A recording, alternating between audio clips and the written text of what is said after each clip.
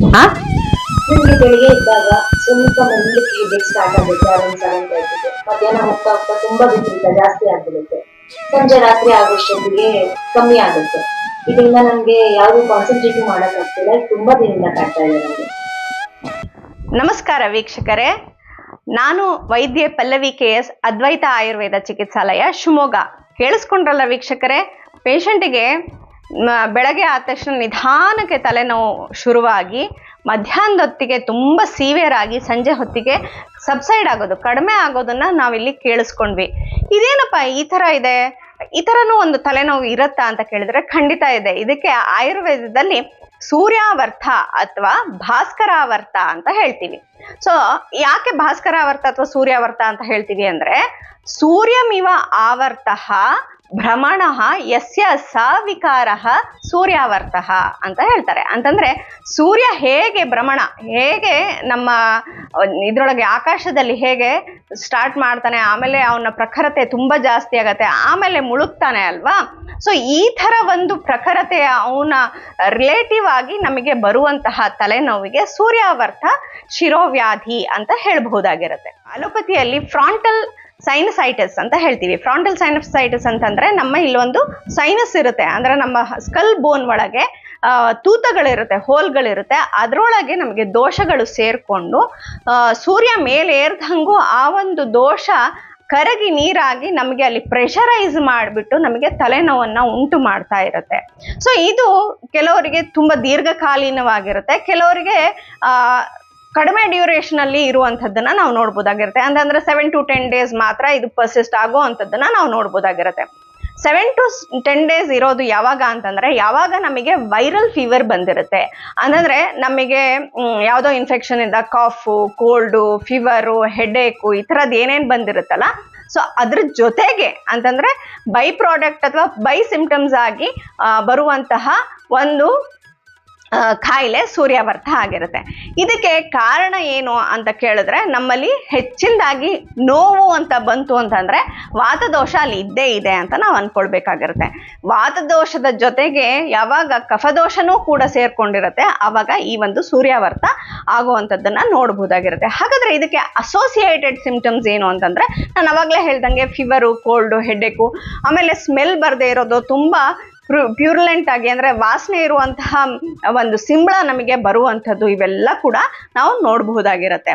So ಇದನ್ನ ನಾವು ನಿವಾರಣೆ ಮಾಡ್ಕೊಳ್ಳೋದು ಹೇಗೆ, ಮನೆಯಲ್ಲೇ ಇದಕ್ಕೆ ನಿವಾರಣೆ ಮಾಡ್ಕೊಳ್ಳೋದು ಹೇಗೆ ಅಂತಂದ್ರೆ, ನಾವು ಇದಕ್ಕೆ ಸ್ಟೀಮನ್ನ ತಗೋಬಹುದಾಗಿರುತ್ತೆ. ಅಂದ್ರೆ ನೀರನ್ನ ಚೆನ್ನಾಗಿ ಬಿಸಿಯಾಗಿ ಕಾಯಿಸಿ ಅದನ್ನ ಮತ್ತೆ ಮುಸ್ಕು ಹಾಕೊಂಡು ನಾವು ಯಾವಾಗ ಸ್ಟೀಮ್ ತಗೋತೀವಿ, ಇದು ನಮಗೆ ನಿವಾರಣೆ ಆಗುವಂಥದ್ದನ್ನ ನೋಡ್ಬೋದಾಗಿರುತ್ತೆ. ಆದ್ರೆ ಇದು ಲಾಂಗ್ ಟರ್ಮ್ ಅಲ್ಲಿ ನಮಗೆ ನಿವಾರಣೆಯನ್ನ ಕೊಡೋದಿಲ್ಲ, ಅಥವಾ ತತ್ಕಾಲದಲ್ಲಿ ತಲೆನೋವು ಕಡಿಮೆ ಆಗಿದೆ ಅಂತ ಅನ್ಸ್ಬಹುದು. ಹಾಗೆ ಇನ್ನೊಂದು ನಾವು ಏನ್ ಮಾಡಬಹುದು ಅಂತ ಅಂದ್ರೆ, ಈ ಒಂದು ಸ್ಟೀಮಿಗೆ ಬರೀ ನೀರಿನ ಸ್ಟೀಮ್ ಅಲ್ಲ, ವಾಸ ಅಂತ ಹೇಳ್ತೀವಿ ನಾವು, ಆಡು ಮುಟ್ಟದ ಸೊಪ್ಪು ಅಂತ ಹೇಳ್ಬಿಟ್ಟು ಒಂದು ಕಹಿಯಾಗಿರುವಂತಹ ವಾಸ ಅಂತ ಹೇಳ್ತೀವಿ. ಆ ಒಂದು ಸೊಪ್ಪನ್ನ ನಾವು ಏನ್ ಮಾಡ್ಬೋದು, ಇದಕ್ಕೆ ಹಾಕೊಂಡು ಆಮೇಲೆ ಸ್ಟೀಮ್ ತಗೊಳ್ಳೋ ಅಂಥದ್ದು. ಇಲ್ಲ ನಿಮಗೆ ನೀಲಗಿರಿ ಎಣ್ಣೆನ ಒಂದೇ ಹನಿ, ತುಂಬ ಜಾಸ್ತಿ ತಗೊಂಡಾಗ ಏನಾಗುತ್ತೆ, ಉರಿ ಬರುವಂಥದ್ದು ಇರುತ್ತೆ, ಅದಕ್ಕೋಸ್ಕರ ಒಂದು ಹನಿ ನೀಲಗಿರಿ ಎಣ್ಣೆಯನ್ನ ಹಾಕೊಂಡು ಸ್ಟೀಮ್ ತಗೊಳ್ಳೋ ಅಂಥದ್ದು ಇರ್ಬೋದು. ಹೀಗೆ ಬೇರೆ ಬೇರೆ ಥರದ ಸ್ಟೀಮ್ಗಳನ್ನ ತಗೊಳ್ಳೋ ಅಂಥದ್ದು. ಇನ್ನ ಎರಡನೇದು ಅಂತಂದ್ರೆ, ನಿಮಗೆ ಗೊತ್ತಿರಬಹುದು, ಕಾಡಲ್ಲೆಲ್ಲ ಅಥವಾ ಬೀದಿ ಬದಿಲೆಲ್ಲ ಬೆಳೆದಿರುತ್ತೆ ಸಣ್ಣ ಸಣ್ಣ ಗಿಡ, ಹಳದಿ ಹೂವಿನ ಒಂದು ಗಿಡ ಇರುತ್ತೆ, ಅದಕ್ಕೆ ಚೊಗತೆ ಸೊಪ್ಪು ಅಂತ ಹೇಳ್ತೀವಿ. ನಮ್ಮಲ್ಲಿ ಅದರ ಪತ್ರೊಡೆ ಕೂಡ ಮಾಡ್ತಾರೆ, ಗೊತ್ತಾ. ಸೊ ಈ ಒಂದು ಚೊಗದೆ ಸೊಪ್ಪಿನ ಬೀಜದ ಪೇಸ್ಟ್ ನ ಮಾಡಿಬಿಟ್ಟು ನಾವು ತಲೆಗೆ ಹಚ್ಕೊಳ್ಳೋದ್ರಿಂದ ಕೂಡ ಈ ಒಂದು ಸೂರ್ಯಾವರ್ತ ಅಥವಾ ಸೈನಸೈಟಿಸ್ ಅಂತ ಏನ್ ಹೇಳ್ತೀವಲ್ಲ, ಅದು ಫ್ರಾಂಟಲ್ ಸೈನಸೈಟಿಸ್ ಏನಿರುತ್ತಲ್ವಾ, ಇದು ಕೂಡ ಕಡಿಮೆ ಆಗುವಂಥದ್ದನ್ನ ನಾವು ನೋಡ್ಬೋದಾಗಿರುತ್ತೆ. ಮೇಡಮ್ ಇಷ್ಟೆಲ್ಲ ಮಾಡೋಷ್ಟು ನನಗೆ ಪೇಷನ್ಸೇ ಇಲ್ಲ ಮೇಡಮ್, ಇದಕ್ಕೆ ಏನಾದರೂ ಆಯುರ್ವೇದದಲ್ಲಿ ಚಿಕಿತ್ಸೆ ಇದ್ರೆ ಹೇಳಿ, ಅಥವಾ ಮಾಡಬಹುದು ಅಂತ ಹೇಳಿದ್ರೆ, ಇದಕ್ಕೆ ಬಹಳ ಉತ್ತಮವಾದ ಚಿಕಿತ್ಸೆ ಆಯುರ್ವೇದದಲ್ಲಿದೆ. ನಿಮಗೆ ಯಾವಾಗಲೂ ಸೈನಸೈಟಿಸ್ ಇಂದ ಬಳಲ್ತಿರೋರನ್ನ ನೀವು ಕೇಳಿ, ಅವ್ರು ಹೇಳ್ತಾರೆ, ಮೇಡಮ್ ಇದು ಬರುತ್ತೆ ಹೋಗುತ್ತೆ. ಚಳಿಗಾಲದಲ್ಲಿ ವಿಪರೀತ ಜಾಸ್ತಿ ಆಗುತ್ತೆ, ಸೆಕೆಗಾಲದಲ್ಲಿ ಇಲ್ಲ ಬಿಡು ಹೋಗಿದೆ ಅಂತ ಅನಿಸ್ತಾ ಇರುತ್ತೆ. ಮತ್ತೆ ಮಳೆಗಾಲ ಚಳಿಗಾಲ ಬಂದವಾಗ ಇದು ಸೀವಿಯರ್ ಆಗೋವಂಥದ್ದು, ಒಂಥರ ಇದ್ರ ಜೊತೆಗೇನೆ ಜೀವನನೇನೋ ಅಂತ ಅನ್ನೋ ಅಷ್ಟು ಅಂತ ಎಷ್ಟೋ ವರ್ಷದಿಂದ ದೀರ್ಘಕಾಲೀನವಾಗಿ ಈ ಸೈನಸೈಟಿಸ್ ಇರುವಂಥದ್ದನ್ನ ನಾವು ನೋಡ್ಬೋದಾಗಿರುತ್ತೆ. ಅದರೊಳಗೂ ಕೆಲವು ಸಂಪ್ರದಾಯದಲ್ಲಿ ಪ್ರತಿನಿತ್ಯ ತಲೆ ಸ್ನಾನ ಮಾಡುವಂಥದ್ದು ಇರುತ್ತೆ. ಈಗ ಕೇರಳದವ್ರು ಇರಬಹುದು, ಪ್ರತಿನಿತ್ಯ ತಲೆ ಸ್ನಾನ ಮಾಡ್ತಾರೆ. ಇನ್ನು ಕೆಲವು ಸಂಪ್ರದಾಯದಲ್ಲಿ ಗಂಡಸರು ಪ್ರತಿನಿತ್ಯ ತಲೆ ಸ್ನಾನ ಮಾಡುವಂಥದ್ದು ಇರುತ್ತೆ. ಸೊ ಯಾರು ಪ್ರತಿನಿತ್ಯ ತಲೆ ಸ್ನಾನ ಮಾಡ್ತಾರೆ ಅವ್ರಿಗೂ ಕೂಡ ಈ ಥರ ಸೈನಸೈಟಿಸ್ ಇದ್ದವಾಗ ಅದನ್ನ ಬೇರ್ ಮಾಡ್ಕೊಳ್ಳೋದು, ಅದು ತಡೆಯುವಂಥದ್ದು ಬಹಳ ಕಷ್ಟ ಆಗಿರುತ್ತೆ. ಸೊ ಈ ಒಂದು ದೀರ್ಘಕಾಲೀನವಾಗಿರೋದನ್ನ ನಾವು ಪರ್ಮನೆಂಟ್ ಆಗಿ ನಿವಾರಣೆ ಮಾಡಬೇಕು ಅಂತ ಅಂದ್ರೆ ನಮ್ಮಲ್ಲಿ ಆಯುರ್ವೇದದಲ್ಲಿ ಉತ್ತಮವಾದ ಚಿಕಿತ್ಸೆ ಇದೆ. ಇದಕ್ಕೆ ಪಂಚಕರ್ಮದಲ್ಲಿ ಸದ್ಯೋ ವಿರೇಚನವನ್ನ ಮಾಡಬೇಕಾಗಿರುತ್ತೆ. ಈ ಒಂದು ಸದ್ಯೋವನ್ನ ಮಾಡೋದ್ರಿಂದ ಏನಾಗುತ್ತೆ ಅಂತಂದ್ರೆ ಈ ಒಂದು ಕಫದೋಷ ಏನ್ ಮಾಡುತ್ತೆ, ನಮಗೆ ಹೊರಗಡೆ ಬರುತ್ತೆ. ಆ ಸೈನಸ್ ಏನಿರುತ್ತಲ್ಲ ಅದೆಲ್ಲ ಕ್ಲಿಯರ್ ಆಗುವಂಥದ್ದನ್ನ ನಾವು ನೋಡ್ಬೋದಾಗಿರುತ್ತೆ. ಸ್ಥೂಲವಾಗಿರುವಂಥದ್ದೆಲ್ಲ ಹೊರಗಡೆ ಬಂದು ನಮಗೆ ಅಲ್ಲಿ ಕ್ಲಿಯರ್ ಆಗುತ್ತೆ. ಆದ್ರೆ ಸೂಕ್ಷ್ಮವಾಗಿ ಇದ್ದು ಆಮೇಲೆ ನಮಗೆ ಅದು ಮತ್ತೆ ಪ್ರಚೋದನೆ ಹೊಂದಿ ನಮಗೆ ಕಾಟ ಕೊಡ್ತಾ ಇದೆ ಅಂತಂದ್ರೆ ಬರೀ ಸದ್ಯೋ ವಿರೇಚನ ಸಾಕಾಗೋದಿಲ್ಲ. ಅದ್ರ ಜೊತೆಗೆ ನೀವು ನಸ್ಯ ಕೂಡ ಮಾಡ್ಬೇಕಾಗಿರುತ್ತೆ. ನಸ್ಯ ಅಥವಾ ಶಿರೋವಿರೇಚನ ಟ್ರೀಟ್ಮೆಂಟ್ ಕೂಡ ಮಾಡ್ಬೇಕಾಗಿರುತ್ತೆ. ಅಲ್ಲಿಗೆ ನಮ್ಮಲ್ಲಿ 5 ಕರ್ಮಗಳು ಅಂದ್ರೆ ಪಂಚಕರ್ಮದಲ್ಲಿ 5 ಕರ್ಮಗಳಲ್ಲಿ ವಮನ ಆಯ್ತು, ವಿರೇಚನ ಆಯ್ತು, ಅವೆರಡು ಕೂಡ ಘೃತಪಾನವಿಲ್ಲದೆ ಸದ್ಯವಾಗಿ ಮಾಡುವಂಥದ್ದು, ಆ ದಿನದಲ್ಲಿ ಮಾಡುವಂತಹ ಸದ್ಯೋ ವಮನ ಸದ್ಯೋ ವಿರೇಚನ ಆಯ್ತು. ಅದ್ರ ಜೊತೆಗೆ 7 ದಿನದ ಶಿರೋವಿರೇಚನ ಅಥವಾ ನಸ್ಯವನ್ನ ಮಾಡಿದ್ರೆ ಅಲ್ಲಿಗೆ 3 ಚಿಕಿತ್ಸೆ ಆಯ್ತು. ಬಸ್ತಿ ಮತ್ತು ರಕ್ತ ಮೋಕ್ಷಣ ಇದಕ್ಕೆ ಬೇಡ ಆಗಿರತ್ತೆ. ಆದ್ರಿಂದ ಈ 3 ಕಾಂಬಿನೇಷನ್ ಅಲ್ಲಿ ನಾವು ಚಿಕಿತ್ಸೆಯನ್ನ ಕೊಡಬಹುದಾಗಿರುತ್ತೆ. ಹಾಗಾದ್ರೆ ಶಿರೋವಿರೇಚನವನ್ನ ನಾವು ಯಾವುದರಿಂದ ಕೊಡಬೇಕು?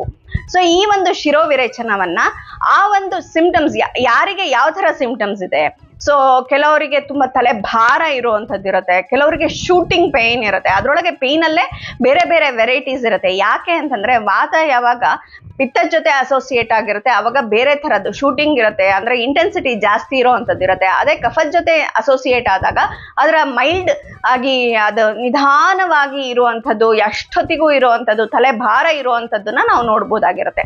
ಸೊ ಯಾವ ತರ ಅವರಿಗೆ ಸಿಂಪ್ಟಮ್ಸ್ ಇದೆ ಅದರ ಮೇಲೆ ಇದನ್ನ ನಾವು ಡಿಫರ್ ಮಾಡ್ಬೇಕಾಗಿರುತ್ತೆ. ಆದ್ರೂ ಕೂಡ ಮೇನ್ ಆಗಿ ಶಿರೋವಿರೇಚನದಲ್ಲಿ ನಾವು ಮಾಡ್ಬೇಕಾಗಿರೋದು ಪಿಪ್ಪಲಿ ಮತ್ತು ವಚವನ್ನ ಯಾರಿಗೆ ಕಫದ ತೊಂದರೆ ಜೊತೆಗೆ ಇದೆ ಅವರಿಗೆ ಪಿಪ್ಪಲಿ ಮತ್ತು ವಚದ ಜೊತೆ ಚೂರ್ಣದಲ್ಲಿ ನಾವು ಶಿರೋವಿರೇಚನವನ್ನ ಮಾಡ್ಬೇಕಾಗಿರುತ್ತೆ. ಅವಪೀಡನ ನಸ್ಯವನ್ನ ಮಾಡ್ಬೇಕಾಗಿರುತ್ತೆ. ಇತ್ತು ಅಂತಂದಾಗ ಅವರಿಗೆ ನಾವು ವಿಡ್ಲವಣ ಮತ್ತು ಎಷ್ಟಿ ಮಧು ಮತ್ತು ಮಧುವನ್ನ ಸೇರಿಸಿ ನಸ್ಯವನ್ನ ಮಾಡಬೇಕಾಗಿರುತ್ತೆ. ಸೊ ಹೀಗೆ ನಾವು ಕಾಂಬಿನೇಷನ್ ಅಲ್ಲಿ ಬೇರೆ ಬೇರೆ ಕಾಂಬಿನೇಷನ್ ಅಲ್ಲಿ ನಾವು ಈ ತರ ನಸ್ಯವನ್ನ ಮಾಡ್ಕೊಂಡಾಗ ಖಂಡಿತವಾಗಿ ಇದು ನಿವಾರಣೆ ಆಗುವಂಥದ್ದನ್ನ ನಾವು ನೋಡ್ಬೋದಾಗಿರುತ್ತೆ.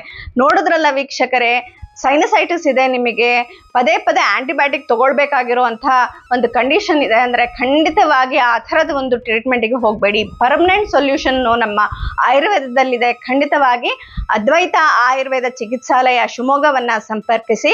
ಆನ್ ಕಾಲ್ ಮುಖಾಂತರ ಕೂಡ ನಾವು ನಿಮ್ಮ ಕನ್ಸಲ್ಟೇಷನನ್ನು ತಗೊಳ್ತೀವಿ. ನೀವು ಕರೆ ಮಾಡಬಹುದು 9187484210 ಕರೆ ಮಾಡಿ ನಿಮಗೆ ಏನೇ ತೊಂದರೆ ಇದ್ರೂ ಕೂಡ ನಮ್ಮ ಹತ್ರ ಸಮಾಲೋಚನೆ ಮಾಡಿ ಮತ್ತೆ ಔಷಧಿಯನ್ನ ಕೂಡ ಇಲ್ಲಿಂದ ಕೊರಿಯರ್ ಮಾಡಿಸ್ಕೊಳ್ಬಹುದಾಗಿರುತ್ತೆ. ಈ ಒಂದು ಕಾಯಿಲೆಯಿಂದ ಖಂಡಿತವಾಗಿ ಒದ್ದಾಡಬೇಡಿ, ನೀವು ಸುಲಭದಲ್ಲಿ ಇದನ್ನ ನಿವಾರಣೆ ಮಾಡ್ಕೊಳ್ಬಹುದಾಗಿರುತ್ತೆ. ಆಯುರ್ವೇದ ಮೊರೆ ಹೋಗಿ ಅಂತ ಹೇಳ್ತಾ ನನ್ನ ಮಾತುಗಳನ್ನು ಮುಗಿಸ್ತೀನಿ. ನಮಸ್ಕಾರಗಳು.